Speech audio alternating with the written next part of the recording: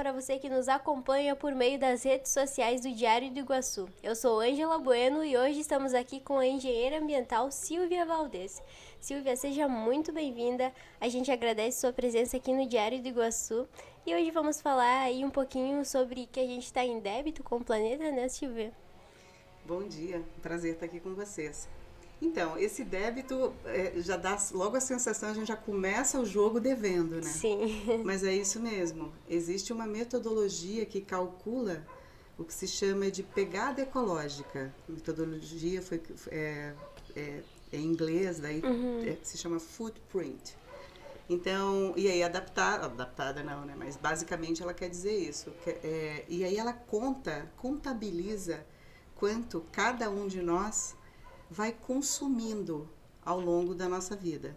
Então, se for uma empresa, né, quanto que a empresa usa de matéria-prima, de recursos naturais, até que ela coloque o seu produto. E não para por aí, né? Porque depois de colocar o produto ainda tem o consumo, tem os resíduos desse produto, então vai longe. Esse lastro que é medido. Então, tanto pode ser, você pode fazer a sua pegada ecológica, eu posso fazer a minha, o canal pode fazer o dele e assim vai. Então, é uma metodologia que não deixa de ser uma forma de chamar a atenção das pessoas sobre esse impacto que a gente causa meramente por viver. Silvia, e essa pegada ecológica a gente faz por meio de um site? Como que funciona? Se você colocar, tem aplicativos diversos, muitos aplicativos. Se você coloca, entra em qualquer um desses aplicativos e você vai respondendo algumas perguntas básicas sobre o seu modo de vida, ele calcula. Uhum. E é interessante, a gente usa muito isso fazendo educação ambiental com crianças. E quando você começa a fazer esses cálculos, né, que vai, vamos supor, hoje, né, como foi o seu dia? Você acordou, você usou água para escovar os dentes. Depois você ou veio de ônibus ou veio de carro até o seu local de trabalho. Quanto é que emite de CO2 esse veículo que te trouxe até aqui? E depois você vai almoçar, aqui durante o teu dia você consumiu energia elétrica e por aí vai. É uma série, você vai fazendo essas contas e é nesse momento que se chegou à conclusão que o planeta já esgotou. Não tem mais capacidade para todo mundo realizar as suas atividades como tem realizado. E Silvia, essa pegada, ela então faz parte do nosso dia a dia, todas as tarefas envolvidas e que vai dar o nosso saldo do planeta, digamos. Exato, porque aí é o saldo de cada pessoa Uhum. multiplicado pela população mundial e que mostra isso, né? Então, geralmente, eu acredito que isso seja uma forma de chamar a atenção porque os números são muito expressivos. Uhum. Mas se você pensar, né? Então, o que eu posso fazer para mudar? E como eu estava conversando contigo antes, geralmente as pessoas acham que o problema nunca Nunca é nosso. é nosso. A gente acha que cabe ao prefeito tomar uma atitude, que cabe às indústrias, né, terem um outro tipo de produção e ninguém percebe que o cotidiano cabe a ti, né? Tem uma série de coisas que você pode fazer, né? Por exemplo, o próprio fato de não estar, desse canal ser online, vocês já estão diminuindo a pegada por imprimir menos papel. É assim que é, né? Então, vale a pena um questionamento do que você pode fazer, ou você no seu dia a dia, como cidadão, como filha, como mãe, enfim, o que você pode fazer no seu trabalho também, o que você pode propor para o seu município. Esses dias eu estava até falando sobre isso, eu falei, será que a gente vai... Você já assistiu a uma sessão na Câmara de Vereadores? Estou te botando agora a saia justa. Não, eu não assisti.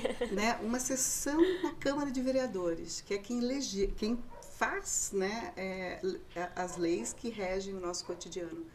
Aí a gente, mas o que isso tem a ver, né? Mas tem a ver no sentido de que geralmente esses regramentos a gente podia estar, né? Eu já propus umas 2 leis, por exemplo, relacionadas ao uso de água subterrânea, né? Então a gente às vezes pensa que não está no nosso cotidiano e, não tá, portanto não cabe, né? Não é muito, mas eu desafio assim você e todo mundo a fazer uma coisa diferente nesse sentido, sabe? Roupas, né? A gente o nosso a nossa história de consumo, né? De quando você vai para um lugar bonito, você compra uma roupa nova, né? Quando você vai para uma festa, às vezes a tua roupa, a roupa nova nem é tão bonita quanto a roupa anterior, quer dizer, e tem, né? A gente é um pouco julgado por isso, né? Se você se veste bem ou não, se você tem um carro do ano ou não. Então tem uma série de questões que vale a pena quando a gente estiver caminhando, fazendo dessas refletidas, sabe? Uhum. Silvia, essa pegada, né, ela envolve também esse débito com o planeta, né, que no mês passado saiu uma pesquisa, né, que a gente já consumiu muito mais do planeta do que devia, e isso tem como retroceder ou só tende a ficar cada vez mais preocupante, né? Olha, você sabe que eu sou bem otimista, assim, quase poliana, no sentido, sabe, de acreditar na humanidade, sabe? Existe uma palavra que é resiliência. Resiliência é a capacidade, né, que o elástico, por exemplo, né, você puxa, ele volta, você estica, ele volta à sua condição anterior. Enquanto ele tiver resiliência, ele vai voltar à sua condição anterior. Até a hora que ele perder a resiliência, você estica e ele não volta mais. Eu acho que a nossa sorte ou azar é que a Terra é muito resiliente, né? Você pode observar, aqui andando pelo interior de Chapecó, né, lugares assim, propriedades rurais que ficaram, que já foram produtivas e que já plantou-se agricultura ou algum tipo de produção, e por algum motivo foi abandonado, ou porque não tem mais mão de obra, né, os donos da propriedade envelheceram, enfim, naturalmente existe uma regeneração natural e a floresta vem voltando. Né? Então você pode pensar, puxa, mas aqui antes já foi uma área de plantio, uma área degradada, um solo exposto, mas a Terra tem isso, né? O planeta tem disso. Você dá um tempo, ele volta. Né? Então eu acredito sim que seja possível, sobretudo porque a humanidade está melhorando. Assim, eu vejo que a meninada, quando eu vim trabalhar aqui há 25 anos atrás, se jogava dejetos de suíno no rio. Né? E hoje em dia, eu já ambientalista, eram grandes lutas que a gente tinha para fazer a conscientização de que não podia jogar, lançar direto no rio o dejeto de suíno. Mas isso vinha de uma cultura na época que, quando se construía as pocilgas, ou, né, os sistemas de criação de suínos, já se contava com o rio ali perto, que era para poder ajudar o efluente a se locomover. Então isso fazia quase parte da tecnologia adotada de tratamento do efluente, né? E hoje mudou. Hoje eu tenho a impressão que os filhos desses produtores rurais já têm outra concepção, que não precise mais nem alguém estar, né? Claro, você vê de vez em quando chove, mas já é uma situação muito esporádica e antes era a regra. Então eu percebo também que o conhecimento, né? Hoje já tem outros tipos de tecnologia, você já consegue ir ao supermercado e levar sua sacola descartável, né? Você já consegue. Eu tenho um carro elétrico, né? Então já existe tecnologia para isso, né? Antes você tinha que batalhar muito mais. Então a impressão que eu tenho é que sim, que dá, mas desde que a gente não tenha um fenômeno mais adiante em que isso tudo reverta. Eu acredito bastante que vai acontecer algo relacionado ao uso de plásticos, né? Eu trabalhei num frigorífico aqui, né? Muitos anos atrás. E eu me lembro que o frango, ele era embalado num saco de plástico, dentro dele tinha miúdos, e os miúdos eram embalados dentro de outro saquinho, e quando a gente chega no supermercado e vai comprar, você traz para casa numa sacola, mas como ele vem molhado, pode descongelar, você coloca 2 sacolas. Então, num frango, tem uma quantidade de pelo menos 3, 4 diferentes tipos de embalagem plástica. E eu acredito que a tecnologia vai tratar disso, sabe? Você vê até empresas, né, que a gente coloca, não vou falar nome, mas empresas de cosméticos, que têm um comprometimento enorme com a sustentabilidade, mas suas embalagens são de plástico. Né?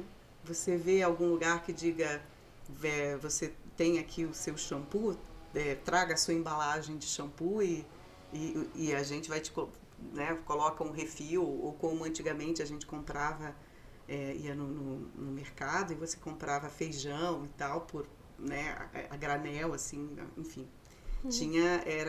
Tem coisas que a gente evoluiu e tem coisas que a gente voltou para trás, né?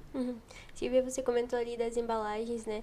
Tem caminhos para a população conseguir ser sustentável, mesmo que não tenha condições de acessar esses produtos, porque muitas vezes uma escova de bambu talvez é muito cara, né?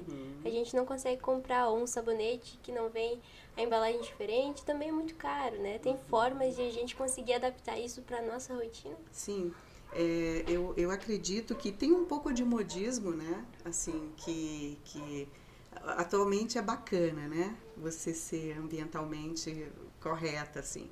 Mas tem uma série de coisas que não custa nada, né? Não custa absolutamente nada. Por exemplo, você consegue fazer sabão com abacate.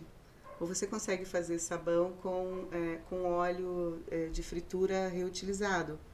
E você escolhe o aroma não, né? O cheirinho lá que você quiser, a essência que você quiser. E isso está cada vez mais popularizado, sabe? Então hoje você consegue pegar uma receita super fácil.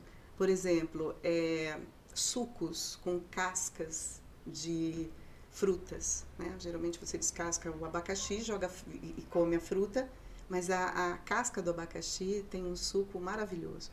Comidas, né, que você pode reaproveitar, né? Comidas, sobra de uma comida, você faz outra, que fica também elaborada, não precisa ser nenhum chefe, né? Mas eu acredito que aí você quando diz assim sobre, tá, mas e os outros itens de consumo, né? Repara que a sustentabilidade, ela prevê que você reduza o seu consumo, né? E que, por exemplo, alguns produtos naturais, eu tenho visto muitas coisas sendo feitas hoje com frutas mesmo, sabe?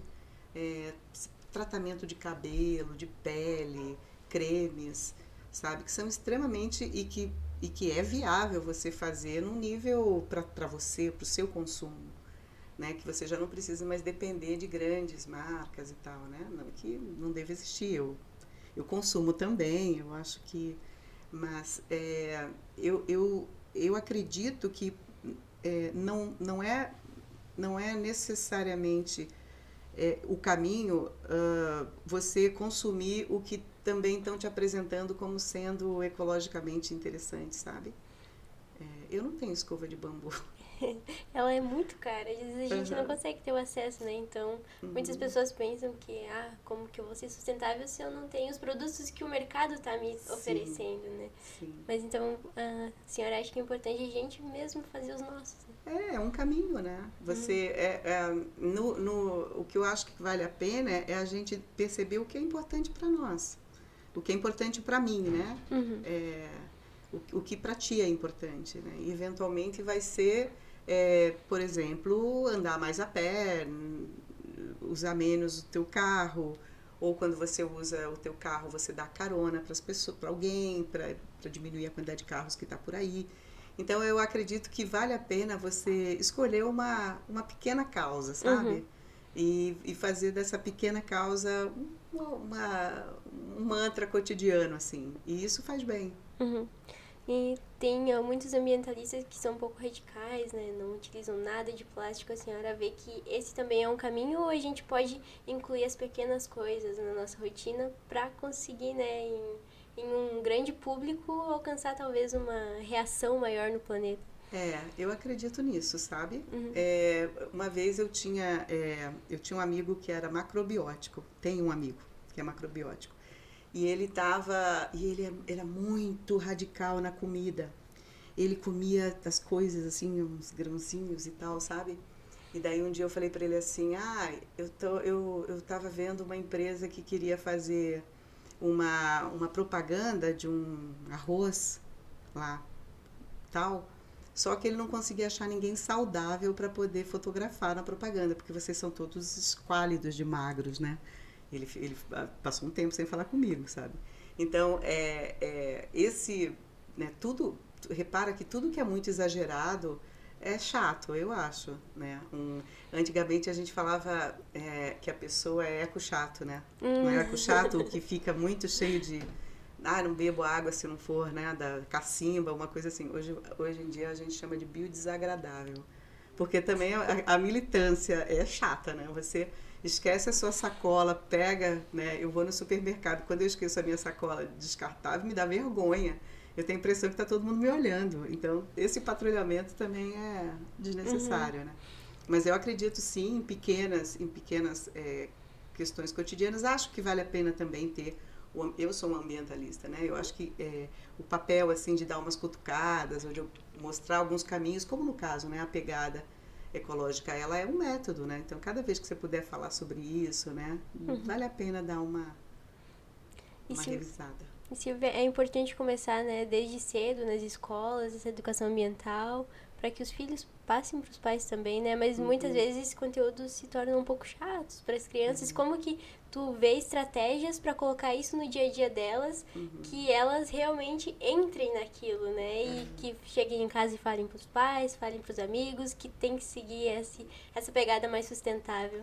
Então, a criança é incrível, né? Porque criança absorve absolutamente tudo, né? Então também é uma ferramenta, um instrumento de você dar mais capilaridade ao tema, né? Então, se você fala com a criança, ela de fato pressiona os pais, né, para chegar em casa e, por exemplo, separar os resíduos sólidos.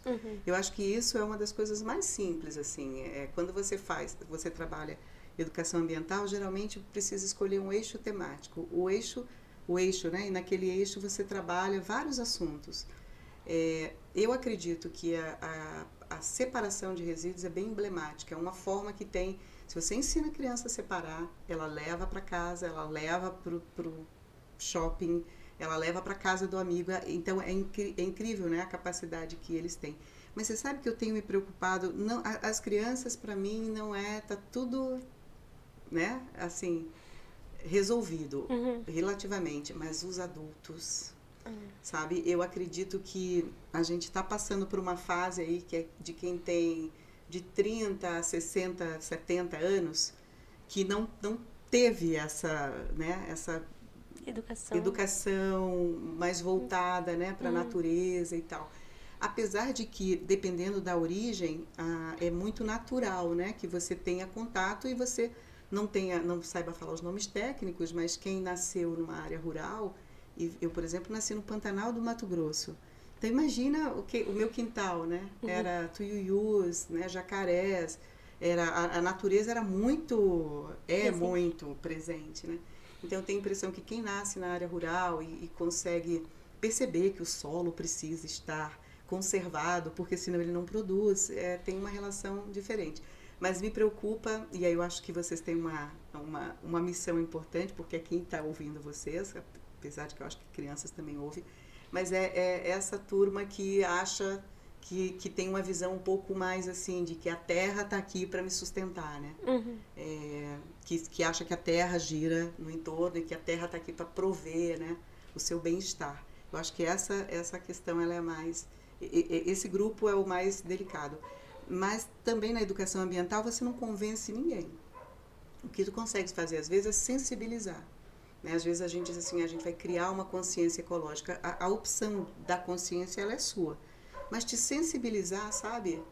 Te mostrar um caminho que você fala, isso me interessou. Eu acho que o papel da educação ambiental é esse. Ele te sensibiliza para o tema e aí você mesmo vai buscar seus recursos, vai pesquisar na internet, vai conversar com outras pessoas, vai buscar algumas alternativas no seu cotidiano. Bacana, Silvia. Indo para o final da nossa entrevista, eu queria que você, né, fizesse uma reflexão, porque Chapecó é uma cidade em crescimento, né? Você acha que Chapecó está à frente de algumas questões de sustentabilidade com os programas, né, que a administração municipal apresenta e também que a população toma as iniciativas? Ou tu vê que a gente precisa ter uma atenção com esse crescimento, né, que Chapecó está se tornando também uma capital, né, como outras, e se tu vê que a gente precisa puxar o freio de mão também? Eu acredito muito, existe em francês uma palavra que é développement, que é desenvolvimento.